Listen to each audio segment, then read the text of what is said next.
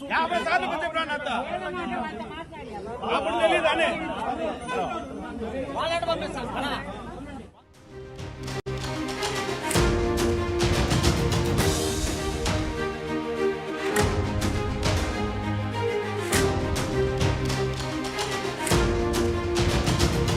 Breaking news. ఆంధ్రప్రదేశ్లో అన్ని ఉమ్మడి జిల్లాల్లోనూ ఏదో ఒక రకమైన ఉద్రిక్త పరిస్థితులు కనిపిస్తూనే ఉన్నాయి. కొన్ని చోట్ల స్వల్ప ఉద్రిక్తత చోటు చేసుకుంటే, కొన్ని చోట్ల ఎక్కువ తీవ్ర ఉద్రిక్తత చోటు చేసుకుంటున్న పరిస్థితులు కనిపిస్తున్నాయి. నెల్లూరు జిల్లా చిలకూరులో తీవ్ర ఉద్రిక్తత చోటు చేసుకుంది. టీడీపీ వైసీపీ వర్గీయుల మధ్య ఘర్షణ జరిగింది. అక్కడ బాహాబాహీకి దిగారు ఇరు పార్టీల కార్యకర్తలు. వైసీపీ ఎమ్మెల్యే అభ్యర్థి టీడీపీ నేత మధ్య వాగ్వాదం చోటు చేసుకోవడంతో ఘర్షణ వాతావరణం తలెత్తింది. ఒకసారి అక్కడ ఏం జరుగుతుందో చూద్దాం.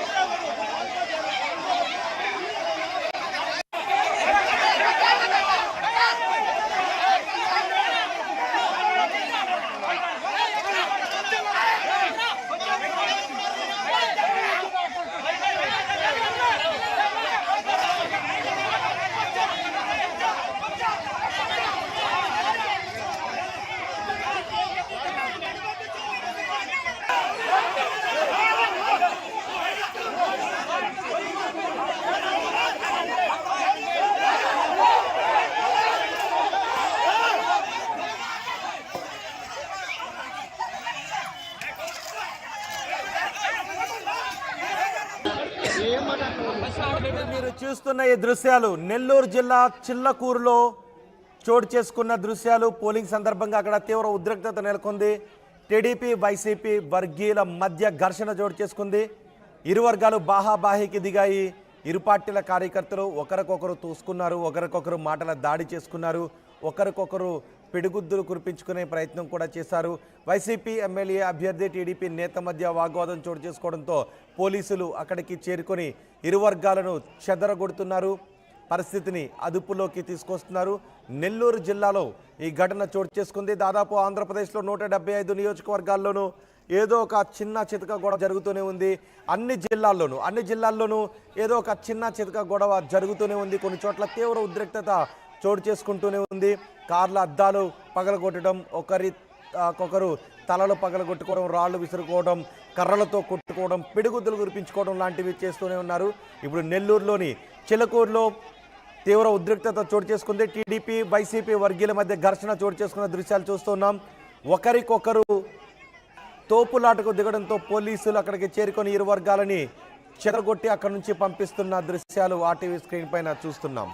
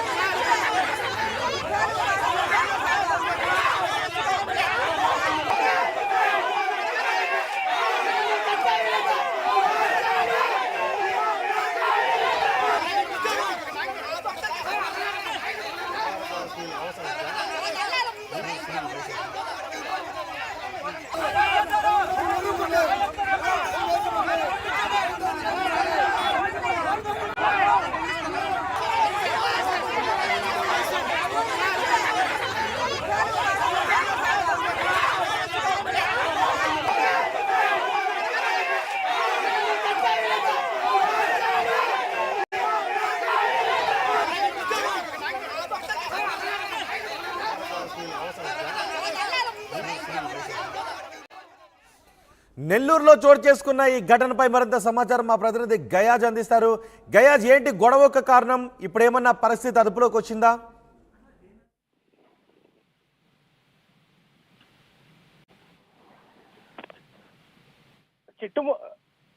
చిట్టుమూరు మండలం తెలుగుదేశం పార్టీ అదేవిధంగా వైఎస్ఆర్సీపీ వర్గీయుల మధ్య పెద్ద ఎత్తున ఘర్షణ జరిగింది.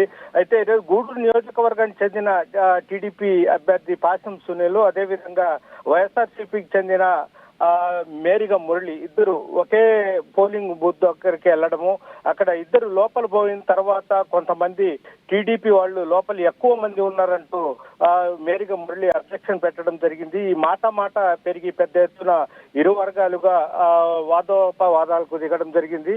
ఒకనొక సందర్భంగా తోపులాట జరగడంతో వెంటనే పోలీసులు వచ్చి ఇరువురిని సర్ది చేశారు. అయితే ఈ ఇద్దరి మధ్య గొడవ జరుగుతున్న విషయం తెలిసిన వెంటనే పెద్ద ఎత్తున ఇటు తెలుగుదేశం పార్టీ, ఇటు వైఎస్ఆర్సీపీ కార్యకర్తలు ఇతర ప్రాంతాల నుంచి పెద్ద ఎత్తున గుమికూడు జరిగింది. ఇప్పుడు ఆ గ్రామంలో టెన్షన్ వాతావరణం అయితే ఏర్పడింది. పోలీసులు కూడా నెల్లూరు నుంచి కూడా పోలీసులు ప్రత్యేక బృందాలు కూడా ఆ చిట్టుమూరుకి వెళ్తున్నారు.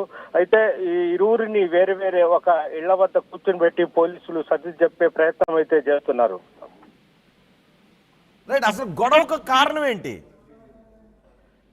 అయితే చిట్టుమూరు చిల్లకూరు సమీపంలో విలేజ్ లో పోలింగ్ శైలి సరిగా జరుగుతుందా లేదా అనేది వైఎస్ఆర్సీపీ చెందిన అభ్యర్థి మేరిగా మురళి లోపలి వెళ్ళడం జరిగింది. లోపలికి వెళ్ళినప్పుడు టీడీపీ కార్యకర్తలు పెద్ద ఎత్తున పోలింగ్ బూత్ లో ఉన్నారు. దీంతో మేరిగా మురళి అబ్జెక్షన్ పెట్టడం జరిగింది. ఎందుకు ఇంతమంది ఉన్నారు, అసలు ఏం జరుగుతుందో అని పెద్ద ఎత్తున అరవడంతో వెంటనే అక్కడే ఉన్న టీడీపీ అభ్యర్థి పాసం సునీల్ కూడా వాదోపవాదానికి దిగడం జరిగింది. ఇది కాస్త చిలికి గాలివానగా మారి పెద్ద ఎత్తున ఒక గొడవ వాతావరణం ఏర్పడింది. దీంతో చుట్టుపక్కల ఉండే వారంతా ఇక్కడ ఏదో గొడవ జరుగుతుంది, తెలుగుదేశం పార్టీ వైఎస్ఆర్సీపీ అని మేరిగా మురళిని కొట్టారంటూ ఒక పుకారైతే జరిగిన వెంటనే వైఎస్ఆర్సీపీ కార్యకర్తలు అదేవిధంగా అభిమానులు మొత్తం పెద్ద ఎత్తున అక్కడికి చేరిపోవడం జరిగింది. దీంతో ఒకరు బాహాబాహికి దిగడం జరిగింది.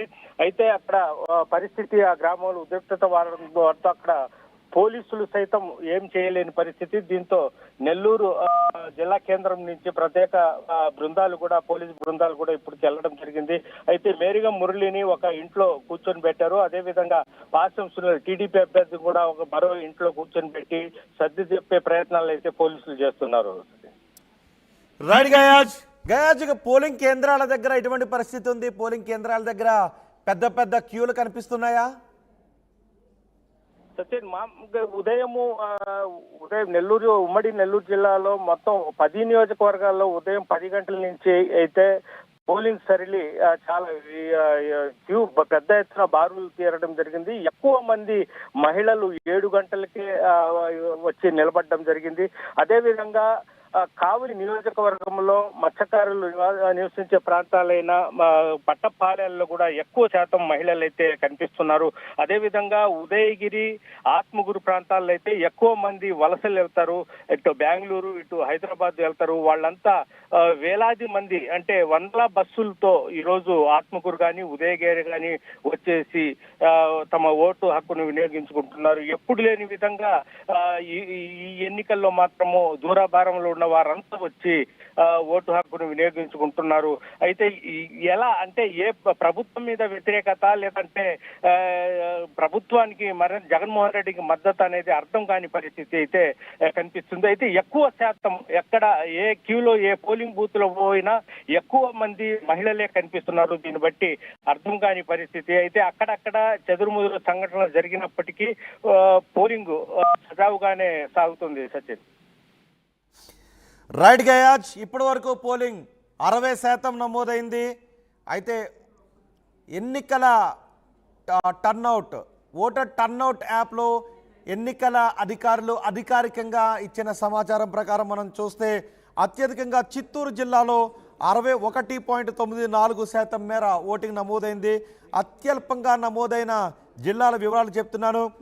అల్లూరు సీతారామరాజు జిల్లాలో కేవలం 48.87% మాత్రమే నమోదైంది. 3 గంటల వరకు ఎన్నికల అధికారులు పోస్ట్ చేసిన వివరాల ప్రకారం 48, ఇంకా అక్కడ 50% దగ్గరలో ఉంది.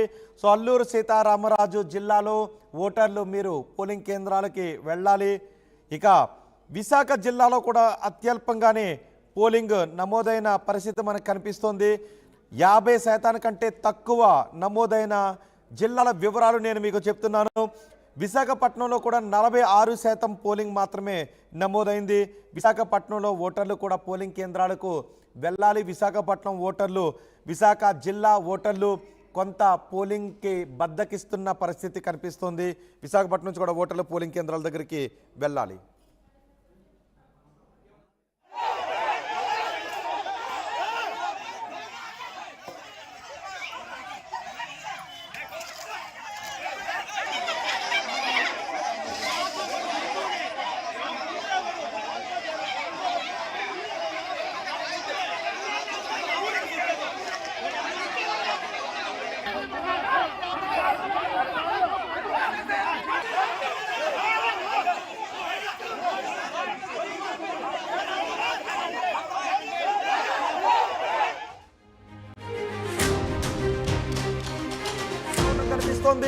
వైసీపీ అభ్యర్థి గోపిరెడ్డి శ్రీనివాసరెడ్డి ఇంటిపై టీడీపీ వర్గీయులు దాడి చేశారని చెప్తున్నారు. టీడీపీ కార్యకర్తలను చెదరగొట్టేందుకు పోలీసులు ప్రయత్నం చేశారు. కార్యకర్తలపై రబ్బర్ బుల్లెట్లను ప్రయోగించారు పోలీసులు. కార్యకర్తలపై రబ్బర్ బుల్లెట్లను ప్రయోగించడంతో అక్కడ కొంత ఉద్రిక్తత చోటు చేసుకుంది. పల్నాడు జిల్లాలో పరిస్థితులు అంతకంతకు కూడా దారుణంగానే ఉన్నాయని చెప్పుకోవాలి. ఎక్కువ దాడులు జరుగుతున్నాయి పల్నాడు జిల్లాలో. పోలీసులు రబ్బర్ బుల్లెట్లను ప్రయోగించాల్సిన పరిస్థితి అక్కడ తలెత్తింది. నర్సారావుపేటలో టెన్షన్ వాతావరణం కనిపిస్తోంది. వైసీపీ అభ్యర్థి గోపిరెడ్డి శ్రీనివాసరెడ్డి ఇంటిపై టీడీపీ వర్గీయులు దాడికి దిగారు అని చెప్తున్నారు. టీడీపీ కార్యకర్తలను చెరగొట్టడానికి పోలీసులు రబ్బర్ బుల్లెట్లను ప్రయోగించాల్సి వచ్చింది. అక్కడి పరిస్థితిని ఆర్టీవీ స్క్రీన్ పైన చూడొచ్చు. రబ్బర్ బుల్లెట్లను ప్రయోగిస్తున్న పోలీసులను కూడా చూడొచ్చు. పల్నాడు జిల్లాలో ఉదయం నుంచి కూడా చెదురుమదురు ఘటనలు జరుగుతూనే ఉన్నాయి. ఉద్రిక్త పరిస్థితులు కొనసాగుతూనే ఉన్నాయి. కొట్టుకోవటాలు, తలలు పగలగొట్టుకోవటాలు, రాళ్ల దాడి చేసుకోవటాలు, కర్రల దాడి చేసుకోవటాలు జరుగుతూనే ఉన్నాయి. ఒక దశలో పరిస్థితి అదుపు తప్పుతూ ఉండటంతో పోలీసులు రబ్బర్ బుల్లెట్లను ప్రయోగించారు పల్నాడు జిల్లాలో.